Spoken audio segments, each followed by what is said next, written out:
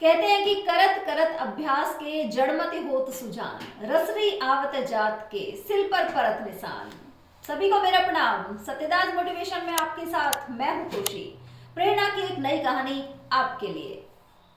दोस्तों, प्राचीन समय की बात है जब सभी बच्चे गुरुकुल में रहकर ही पढ़ाई किया करते थे। सभी बच्चे गुरुकुल में रहकर अपने गुरुजी के सानिध्य में आश्रम की देखभाल भी किया करते थे और अध्ययन भी किया करते थे। तो इसी कारण वरदराज को भी गुरुकुल में भेज दिया गया। वहां जाकर वो अपने सभी साथियों के साथ घुलने मिलने लगा, लेकिन वो पढ़ाई में बहुत कमजोर था। गुरुजी का पढ़ाया हुआ उसे बहुत कम ही समझ में आया करता था और यही कारण था कि वो सभी बच्चों के बीच उपहास का कारण बन जाया करता था। धीरे धीरे समय बीता। वरदराज के सभी साथी अगली कक्षा में चले गए, लेकिन वरदराज आगे नहीं बढ़ पाया।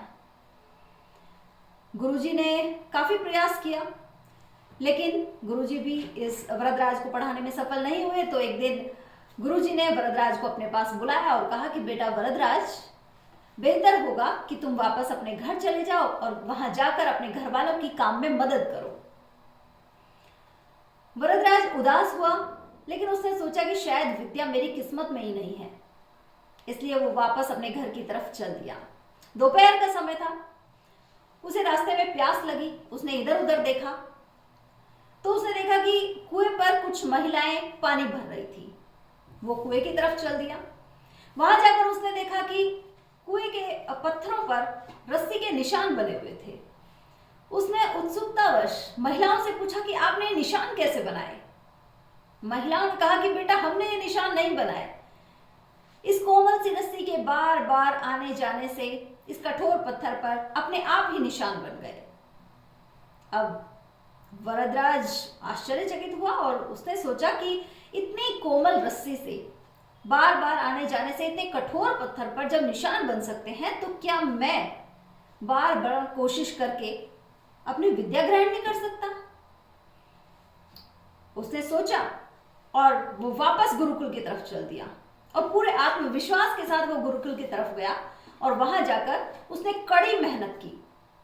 गुरुजी ने भी पूरे खुशी के साथ उसका पूरा सहयोग किया और कुछ सालों में वो संस्कृत व्याकरण का महान विद्वान बन गया वरदराज। और वरदराज ने आगे चलकर लघु सिद्धांत कौमुदी, मध्य सिद्धांत कौमुदी और सार सिद्धांत कौमुदी की रचना की। तो दोस्तों, अभ्यास की शक्ति का तो क्या ही कहना। अभ्यास में वह शक्ति है जो आपके सपनों को पूरा करती है।